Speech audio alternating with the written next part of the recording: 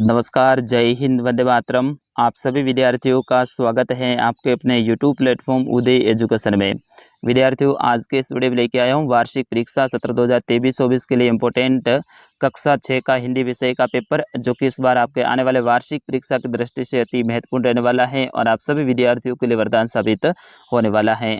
विद्यार्थियों, पूरा पेपर में उत्तर सहित लेकर आया हूँ, जो कि आप सभी के लिए वेरी मोस्ट इम्पोर्टेंट रहेगा। और इस बार आपके वार्षिक परीक्षा में ये पेपर आप सभी के लिए वरदान साबित होने वाला है, क्योंकि ऐसा प्रश्न पत्र आपको कहीं पर भी देखने को नहीं मिलने वाला है। तो विद्यार्थियों, फटाफट इस वीडियो को लाइक कर दीजिएगा। साथ ही चैनल को अभी तक आपने सब्सक्राइब नहीं किया है तो चैनल को सब्सक्राइब कर दीजिएगा। साथ ही आपके जो फ्रेंड है उनको भी इस वीडियो को शेयर कर दीजिएगा, ताकि उनको भी फायदा हो सके। विद्यार्थियों, इस प्रश्न पत्र को अंत तक देखना है, अच्छे से समझना है, सारे प्रश्नों को याद करना है, तभी जाके आपको फायदा होगा। कुछ विद्यार्थी क्या करते हैं, शुरुआत में देखते हैं, थोड़ा 2-3 प्रश्न देखने के बाद में वीडियो को छोड़ के चले जाते हैं, उनको कोई भी फायदा होने वाला नहीं है। तो विद्यार्थियों, इस वीडियो को अंत तक जरूर देखिएगा। चलिए बढ़ते हैं पहले प्रश्न की ओर। पहला प्रश्न देखिए, लेखक ने संचार रूपी पुस्तक का छोटा सा पृष्ठ बताया है। सड़क को, नदियों को, छोटे सितारों को, छोटे से रोड़े को। तो विद्यार्थियों, इसका सही आंसर होगा छोटे से जो रोड़े होते हैं उनको बताया है कि ये पुस्तक सा छोटा सा पृष्ठ है।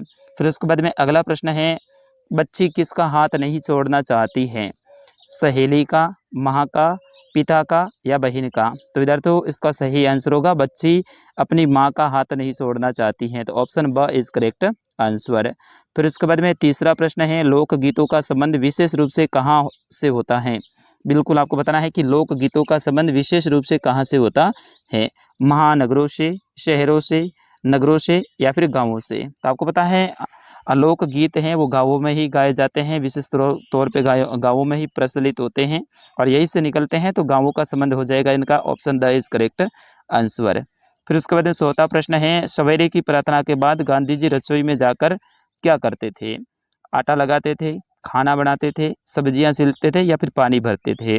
तो वो क्या करते थे, सब्जियां छीलते थे, यानी अपना काम है वो खुद करते थे। देखो गांधी जी कितने बड़े व्यक्ति थे, उनको पूरे देश में बापू के नाम से जाना जाता था, लेकिन वे काम खुद करते थे।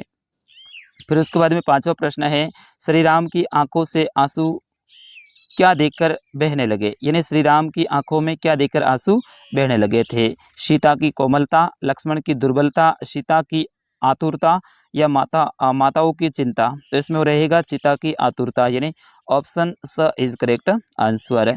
फिर उसके बाद में छठा प्रश्न है विद्यार्थी, वेरी मोस्ट इंपॉर्टेंट है, उचित शब्द से रिक्त स्थान की पूर्ति कीजिए। यानी खाली जगह से संबंधित आपका ये प्रश्न आने वाला है। बिल्कुल इसी टाइप का आपका पेपर आएगा।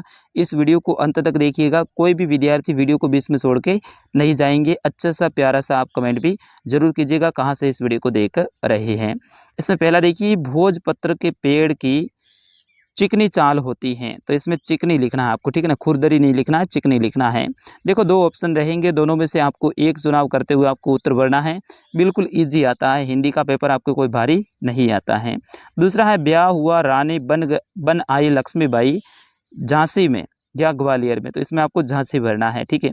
देखो सही आंसर है वो आगे मैंने लिख रखे हैं लाल कलर से। नागराज की आंखों में आंसू आ गए, तो इसमें आंसू भरने हैं, ठीक है। ऐसे ऐसे तो काम न करने का डर है, तो इसमें डर लिखना है।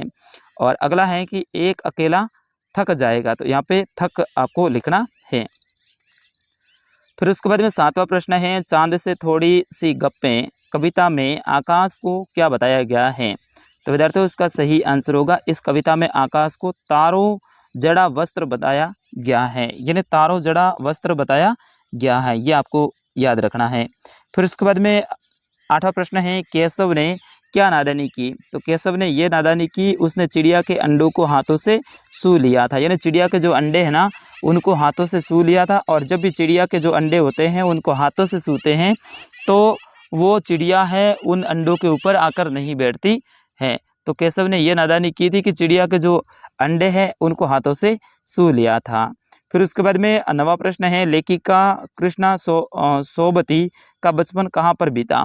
तो विद्यार्थियों, उसका सही आंसर होगा, लेखिका कृष्णा चौबती का बचपन शिमला नगर में बीता, तो इसमें आपको शिमला भरना है। फिर उसके बाद 10वां प्रश्न है, छोटी चिड़िया किसके खातिर गा लेती है? तो वह वन बाबा यानी बूढ़े जंगल के खातिर गा लेती हैं। आपको ध्यान रखना है, वन बाबा या फिर बूढ़े जंगल के खातिर। फिर उसके बाद में 11वां प्रश्न है, व्यक्तिवाचक संज्ञा किसे कहते हैं, उदाहरण दीजिए। आपको बताना है कि व्यक्तिवाचक संज्ञा किसे कहते हैं, उदाहरण सहित आपको बताना है। जिस संज्ञा से किसी खास व्यक्ति, स्थान या वस्तु के नाम का बोध हो उसे व्यक्तिवाचक संज्ञा कहते हैं, जैसे राम, जयपुर, ताजमहल, हवा महल आदि। तो ये सारी सारी क्या है, व्यक्तिवाचक संज्ञा है।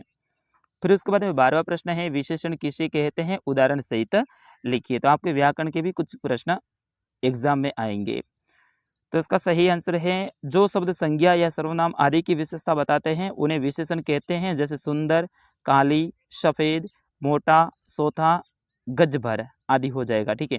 फिर उसके बाद में 13वां प्रश्न है, निम्नलिखित शब्दों के विलोम शब्द लिखिए। इनके आपको क्या करना है, विलोम शब्द लिखने हैं। झूठ, दिन, पाप और संतोष। तो झूठ का सत्य हो जाएगा, दिन का रात हो जाएगा, पाप का पुण्य हो जाएगा और संतोष का हो जाएगा असंतोष। ठीक है ना। तो इस तरह से आपको इसके विलोम लिखने हैं। फिर उसके बाद में 14वां प्रश्न है, ये भी वेरी वेरी मोस्ट इंपॉर्टेंट है, कविता में सबसे छोटे होने की कल्पना क्यों की गई है। तो विद्यार्थियों इसका सही आंसर होगा, कविता में सबसे छोटे होने की कल्पना इसलिए की गई है कि बच्चों को हमेशा माँ का साथ और उसका प्यार दुलार मिलता है, इसलिए कहा है कि भाई सबसे छोटा होना चाहिए। फिर उसके बाद में 15वां प्रश्न है, लेखक ने प्रकृति के अक्षर किन्हें कहा है। तो विद्यार्थियों इसका सही आंसर होगा, धरती पर मौजूद छोटे बड़े पत्थर, जीव जंतु, पेड़ पौधे, नदियां, पहाड़ और अन्य छोटी बड़ी वस्तुओं को लेखक ने प्रकृति का अक्षर कहा है। फिर उसके बाद 16वां प्रश्न है, राजप्पा ने नागराज का टिकट एल्बम अंगीठी में क्यों डाल दिया। तो इसका सही आंसर होगा, सांकल खटखटाने की आवाज़ सुनकर राजप्पा ने सोचा कि पुलिस आ गई है, तलाशी लेने पर वो पकड़ा जा सकता है, इसलिए उसने नागराज का एल्बम है वो अंगीठी में डाल दिया था। फिर उसके बाद 17वां प्रश्न है, सागर ने रास्ता छोड़ा, पर्वत ने शीश झुकाया, शाहिर ने ऐसा क्यों कहा, लिखो। तो विद्यार्थियों इसका सही आंसर होगा, शाहिर ने निम्नलिखित कारणों से ऐसा कहा। पहला, परिश्रमी व्यक्ति असंभव्य कार्य को भी संभव बना देते हैं या फिर कर देते हैं। मेहनती व्यक्ति को प्रत्येक काम में सफलता मिलती है और परिश्रमी व्यक्ति कठिन परिस्थितियों में भी अपने अनुकूल बना लेता है, यानी कठिन परिस्थितियां होती हैं उनको भी अपने अनुकूल बना देता है। फिर उसके बाद 18वां प्रश्न है, लेखिका बचपन में इतवार की सुबह क्या क्या काम करती थी। तो लेखिका इतवार की सुबह मोजे धोती थी और जूते पर पॉलिश करती थी और उसे चमकाने का काम करती थी। फिर उसके बाद में 19वां प्रश्न है, राम ने थकी हुई सीता की क्या सहायता की। राम ने जब देखा कि सीता थक गई है तो उन्हें पैरों से कांटे निकालने का बहाना किया और वहीं पर बैठ गए ताकि सीता को कुछ समय तक थकान दूर करने का मौका मिल जाए। फिर उसके बाद में 20वां प्रश्न है, अपने प्रधानाध्यापक को शुल्क मुक्ति हेतु प्रार्थना पत्र लिखना है और 21वां प्रश्न है, आपको निबंध लिखना है, दीपावली और मेरा प्रिय शिक्षक या फिर मेरे प्रिय गुरुजी, इनके ऊपर आपको निबंध लिखना है। तो विद्यार्थियों ये था कक्षा 6 का आपका हिंदी विषय का पेपर। पूरा पेपर मैंने आपको समझाया है, अच्छे से समझाया है। तो मेरी मेहनत के लिए आप वीडियो को लाइक कीजिएगा। अगला पेपर आपके सामाजिक विज्ञान या फिर गणित, संस्कृत, कौन से विषय का चाहिए आप जरूर मुझे कमेंट करके बताएं। आपके कमेंट का मुझे इंतजार रहेगा। तो फिलहाल के लिए इस वीडियो में इतना ही, मिलते हैं अगले वीडियो में, तब तक के लिए मुझे आज्ञा दीजिए। नमस्कार, जय हिंद। हंसते रहिएगा, मुस्कुराते रहिएगा।